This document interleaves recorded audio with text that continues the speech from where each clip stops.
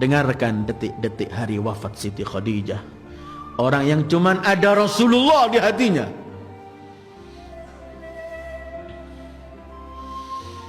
Hari itu beliau sakit, berbaring di tempat tidur yang paling sederhana, di kamar paling sederhana. Tapi kamar itu dan rumah itu adalah tempat naik turunnya para malaikat. Khadijah sudah gak memiliki lagi kekayaannya semua itu. Dia sudah hanya tinggal di tempat yang amat sederhana. Di kamar sederhana ada Khadijah, ada Rasulullah, ada Zahra yang masih 5 tahun umurnya, salamullahi alaiha. Sunyi, tidak ada satu kalimat pun terungkap di kamar itu. Semua cuman pandang memandang. Khadijah mengeluarkan suara lebih keras, menangis beliau. Kemudian melihat Rasul, sekali melihat putrinya Zahra, memegang Zahra, kemudian memeluk, menangisi Zahra. Memandang Rasul, kemudian sunyi tanpa suara. Beliau pecahkan suara pertama. Khadijah berkata, "Ya Rasulullah, aku mungkin di akhir-akhir hayatku, wahai kekasih Allah, aku sangat yakin aku sebagai istrimu, aku belum berbakti sepenuhnya kepadamu.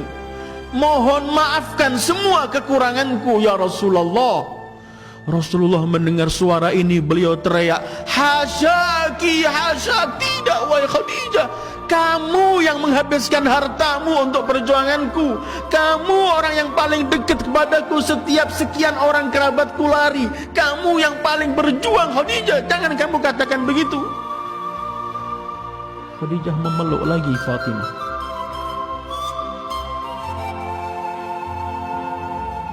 "Fatimah, ajalku telah tiba.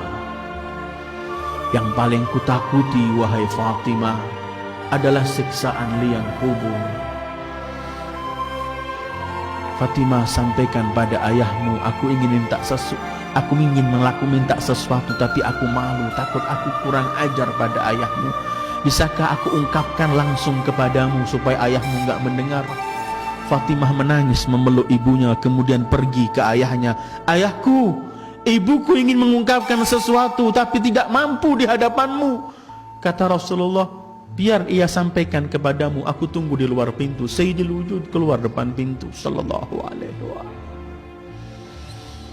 Fatimah dipeluk erat oleh Khadijah. "Putriku Fatimah, aku takut. Inilah akhir hidupku di dunia yang fana. Aku sangat takut dengan liang kubur. Hei putriku, aku ingin minta serban ayahmu yang biasa dipakai untuk menerima wahyu agar menjadi kafanku. Tapi aku tidak berani, mohon, aku takut kurang ajar depan Rasulullah." Fatimah memeluk ibunya, kemudian keluar Khadijah yang menghabiskan seluruh hartanya untuk Rasulullah, menganggap belum berbuat sesuatu untuk Rasulullah dan mau minta serban saja kepada Rasulullah. Dia takut.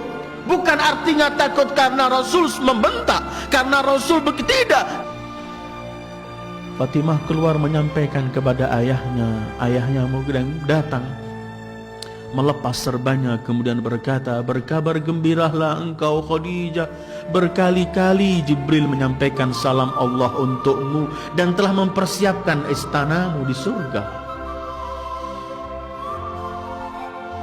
Dalam riwayat bahkan saat itu Jibril datang dengan kafan, dengan 5 kafan yang pernah saya sampaikan ketika kita membicarakan Imam Husain. Salah satu kafan itu untuk Khadijah. Kemudian Jibril berkata, "Sampaikan salam dari Allah kepada Khadijah, biar ia kembali kepada Allah dengan kafan dari Allah dan kemudian diberi kafan serban Rasulullah sallallahu alaihi wasallam." Asma binti Umais datang, melihat Siti Khadijah menangis. Beliau berkata, "Istri Rasul, kenapa engkau menangis? Bukankah engkau istri Rasul? Pasti kedudukanmu tinggi di sisi Allah, pasti surga menantimu." Kata Khadijah, "Aku yakin, tapi aku melihat anak gadis ini masih kecil wahai Asma. Asma, wanita Gadis itu ketika dikawinkan, di hari pertamanya dia nggak mampu melakukan sesuatu di rumah suaminya.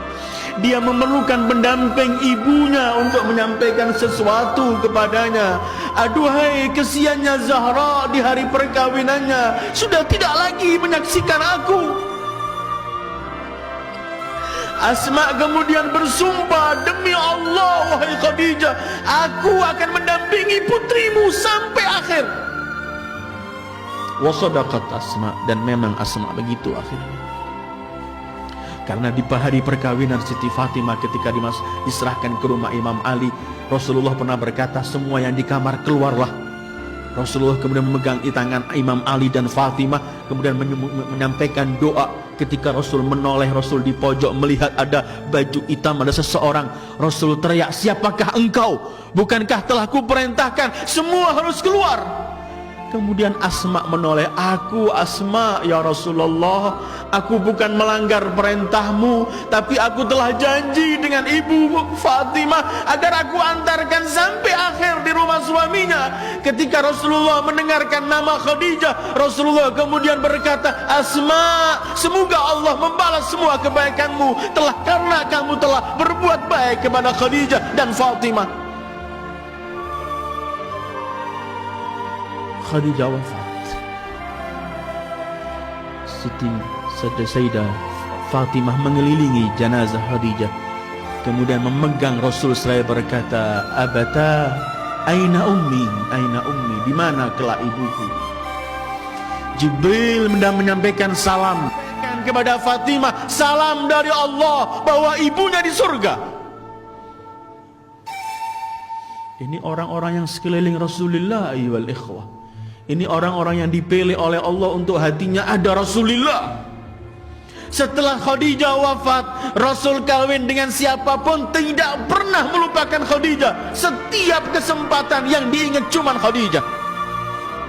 Dalam Bukhari pernah meriwayatkan, Aisyah pernah berkata, aku tidak pernah cemburu dengan istri Rasul seperti cemburuku dengan Khadijah, padahal aku tidak pernah melihatnya karena ia telah wafat jauh sebelum Rasul mengawini aku.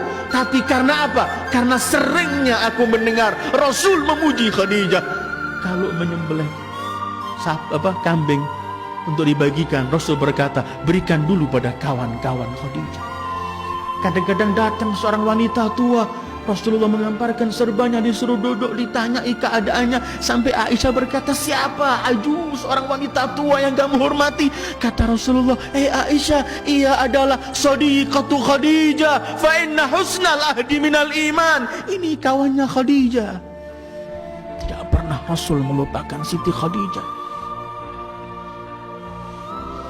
Wafat Khadijah, Rasul masuk ke lahat, dikubur di Ma'la, di Hajun sana, dikubur dengan Abu Talib, dengan Abdul Muttalib, dengan Abdu Manaf bareng di Ma'la, dan ada kubahnya. Semua orang berziarah ke tempat itu.